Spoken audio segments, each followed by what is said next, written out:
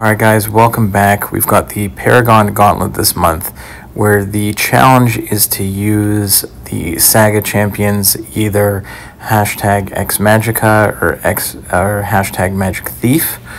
So you can go and sort your champs by that if you search both, see what you have.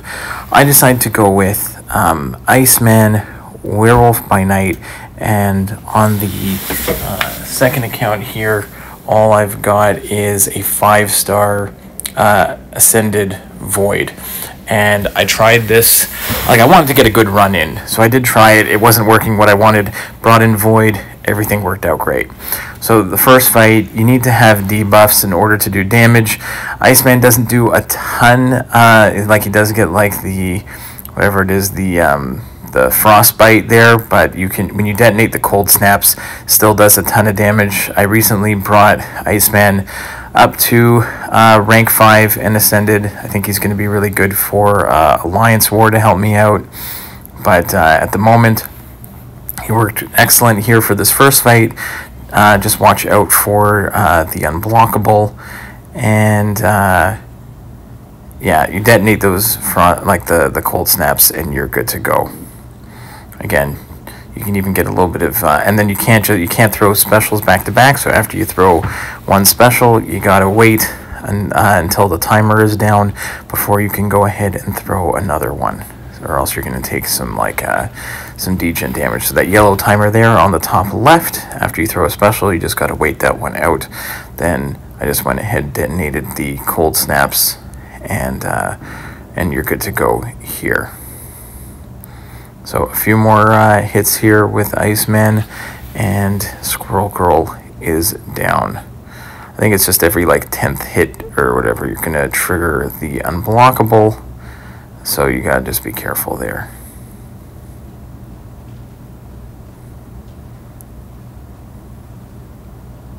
And done.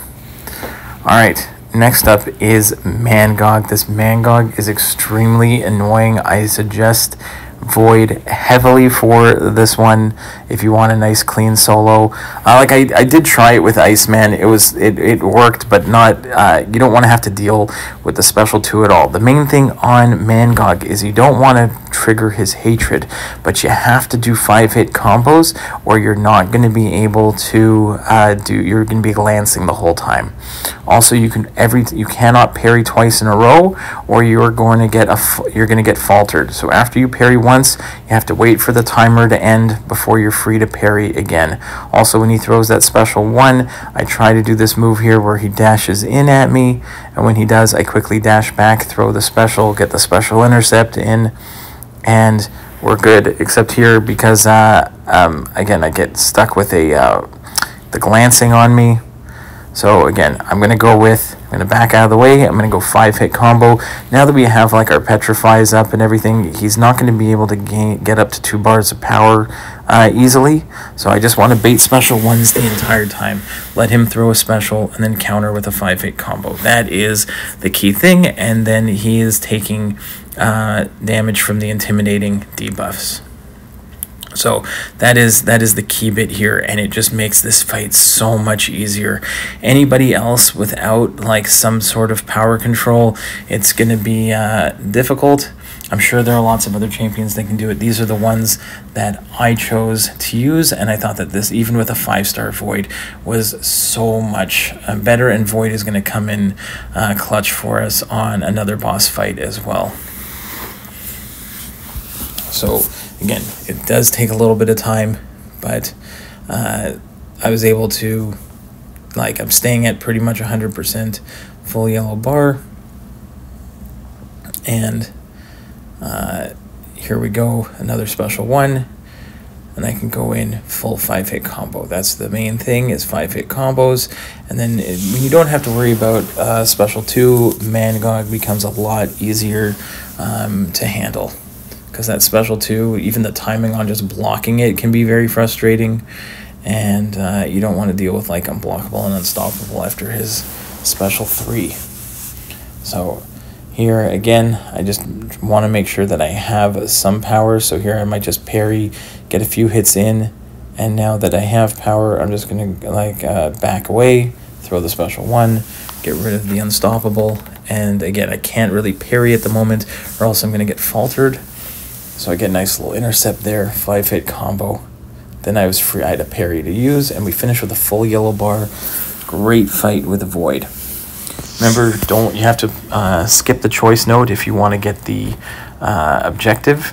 And then for Corg, I went with Iceman. Main thing, again, with Corg, you want to do a bunch of light hits to remove his rock shield.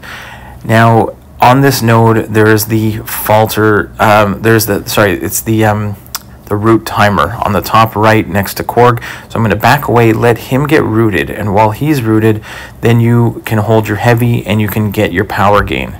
And then I can go ahead, make sure that I get my special off with his rock stacks down, and then I can go ahead, parry heavy with the rock stacks down, and do a bunch of damage from detonating the cold snaps.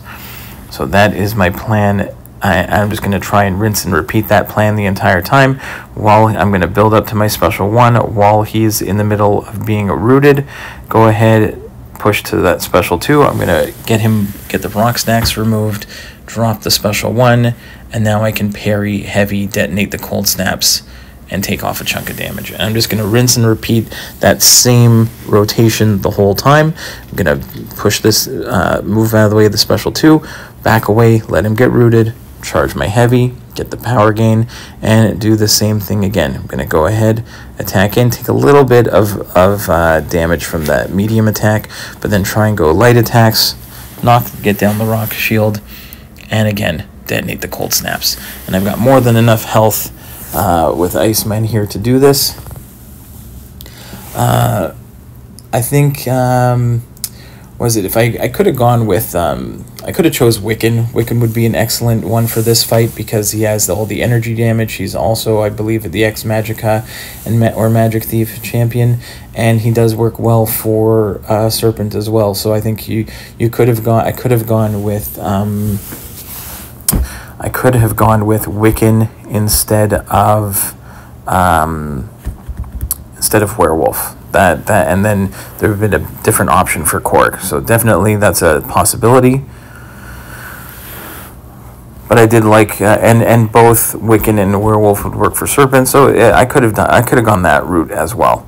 But again, he's rooted, and we're just gonna finish him off. So half health was like removed there, but very happy with that fight. I'm gonna use Werewolf here for Odin. The main thing with Odin is that at a certain point in the fight, the buffs go away, and then you have to force him either to throw specials, or if you push him into his corner, so you push him to the right side of the map, he'll start gaining prowess buffs. And at a certain point, I'm going to have to try and keep pushing him to try and get enough buffs, because you need like 3 buffs on him in order to do damage. So there's going to be a point here where all the buffs get nullified, like off of both of you, and you have to get him to throw specials and maybe the unblockable timer buff kicks in, but you just have to make sure there are 3 buffs. So here he only has the 1 buff on, so I throw that big special too, but there's no damage being done because he's got passive, unblockable, and fury, and he doesn't have any actual buffs on him at the moment. So right now, as much as I'm in a position to do lots of damage there, I'm going to hit into it. I get clapped there for a second. But what I do is, you can see that prowess buff is there. I need to push him to throw specials, and I need to push him up. If I push him up against the wall, I'll trigger a bunch of prowess buffs, and then I'm able to get in my damage. So you can see here, he's got like 2 prowess buffs and the true strike, so I can go ahead, drop the special 2, and a bunch of damage happens. He gets the block proficiency there, but again, the buffs all get removed, and I'm just going to go and try and push him up against the wall. He's got 3 prowess at the moment, so again, I can get nice damage off my special 2. He's got that the unblockable buff there, so I'm just trying to be really aggressive up against the wall, trying to push him to a bunch of buffs, and then we're good to go there. So that's the only annoying part about this fight. is I did like it in the event quest. I was using like America Chavez, but she does not fit the bill for this one. So again, I get off that special 2, hoping that I was going to have enough buffs on. There he does trigger a 3rd buff, so a bunch of the rupture damage does end up going there. He's almost down. I've got like a quarter of the way to go. I just need him to, I'm not losing much health at all. I just need him to get buffs, so I'm just going to be aggressive in the corner, get those prowess buffs on, and throw one more special 2, and I believe that melts him. So it could have been better, but still finished with very high health. Next up, we have the Destroyer. For the Destroyer, I went with Void here. And the main thing with Destroyer is you can't intercept him. You go ahead, you can parry and hit in, but there's a couple things that are happening here. You don't want to deal with his special 2 because it's unblockable, and it's hard to move out of the way of that one. And there's a falter timer. So on the top right, you want to stay away from him so that falter timer can happen. You can actually take advantage to get openings and let him just kind of hit into you if you want to get an opening when that falter timer is on. If it's on him, then it doesn't matter. You can let him hit into you and you can counter. So there are a couple times I might even just let him try to hit me. It doesn't matter because if the falter timer is on the Destroyer, then you're good to go. Other than that, I'm just trying to put on my intimidating debuffs here. And I only want to deal with the special 1. The special 1 is pretty easy to evade. So I'm just going to play really patient here, try and hit into his block, force him to special 1. Again, he's got that power gain, so again, Void is going to work extremely well at managing the power gain from the Destroyer. I know when I did this fight in the event quest, I used Hulk and just absolutely nuked him. But here, I am going to get stuck up against the wall. I'm going to evade his special 1, counter it, throw a special 1, and then make sure the falter timer is on him, and then you can see I let him hit into me. It actually gives me an opening to push him back to the right side of the screen and let me bait another special 1 without having to worry about it too much. So you can take advantage of that falter node in order to help you out. So again, here I'm just going to let him hit into me, and that's going to be my opening there. If I don't want to try and go for that, like, you can parry him, that's fine, but it's just a nice little way to get an opening in. And again, we're going to get as many debuffs on him. He's melting. Again, I get that. Unfortunately, I got the falter on me, which is not great. So now I got to avoid this. I do get hit a little bit in the corner, but I do get a parry, and we do a few hits to get out of it. So not the greatest, but I think Void worked extremely well for this fight. And again, putting Void on the team made a huge difference on this gauntlet run for me. Last but not least is the Serpent. Now, I did get a solo with the Werewolf on my event quest boss solo video, but that was with my rank 5 ascended on the main account. This is only, I think it's only a rank 4, but I didn't play as well. Ideally, I want to hit into his block. I want to put on those ruptures, build up to a special 2 by dashing back and and just kind of standing still, and you get the I don't know what the werewolf charges are called, but you'll get those howling charges. There you go. I think you howl and you can build up your charges there. On the special 1, you can block it. Just if you're too close to him, it is unblockable, and you cannot dex. Let's say his special 2 or the beams, you cannot dex them. You got to take them on the block.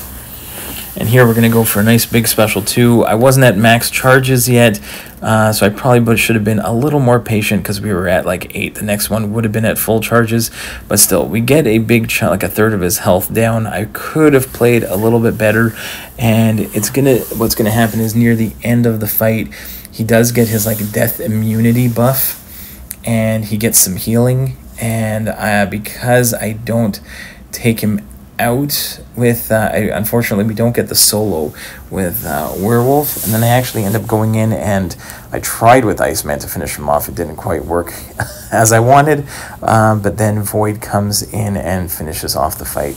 So I can let the music play out for this one, but you can see here,